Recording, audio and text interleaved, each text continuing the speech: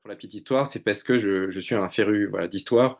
Et il y a trois périodes que j'affectionne, le grand siècle, la belle époque et les années folles. Voilà. Et comme là, c'est une période qui a commencé en 1920 et nous, on a créé l'entreprise en 2020 et que c'est une année folle avec le Covid, tout ça Mhm. réuni, le clin d'œil était joli.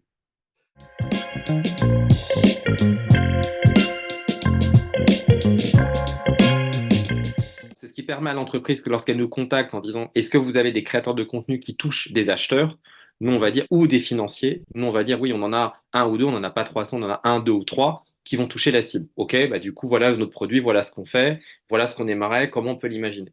Et donc c'est comme ça que ça fonctionne et donc on représente vraiment toute la gamme de B2B. Donc faut vraiment imaginer que la première question qui va être posée c'est euh, quelle est votre cible? Et une fois que, donc, encore une fois, financier, marketing, RH, etc. Et donc, une fois qu'on a ça, nous, on va dire, bah oui, on a le créateur, et après, ils déroulent leurs produits et ce qu'ils font.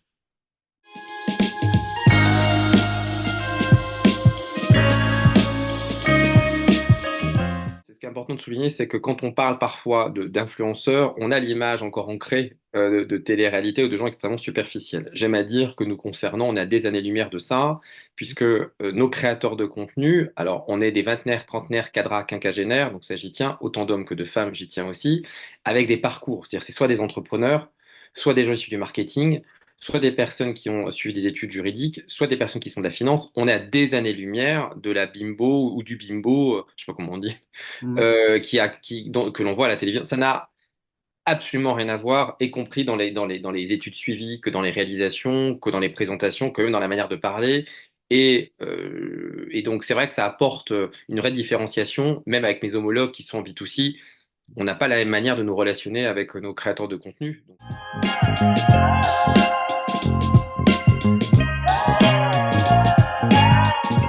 sur les fiduciaires, alors évidemment, j'ai un biais, hein, assurément, mais on fait ces formations, donc on les fait nous aussi. Alors, je ne peux pas toutes les faire parce qu'on a fait quand même beaucoup de campagnes.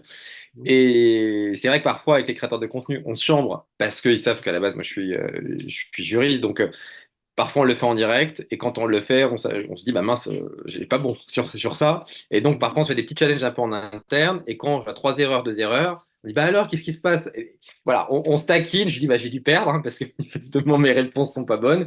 Et donc, parfois, on se fait un peu des challenges un peu en interne pour voir qui a bon, qui a faux.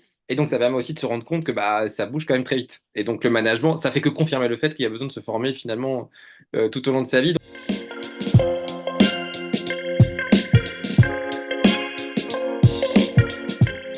Il y a une partie qui est un peu des mises en situation. Et donc, vous allez avoir Chantal, 37 ans, a dit que, et parfois on rigole parce que c'est des cas aussi qu'on a rencontrés dans nos entreprises précédentes, mais j'en dirai pas plus, je n'ai pas de problème. Et donc, ça permet aussi d'avoir de l'authenticité parce que c'est quand même des gens qui ont encore une fois entre 35 et 50 ans, donc ils ont des vies avant. Donc, on se raconte des anecdotes un peu entre nous. Elle me dit oui, oui, ça me parle, ça, je l'ai vécu. Je dirais pas qui, mais ça me parle.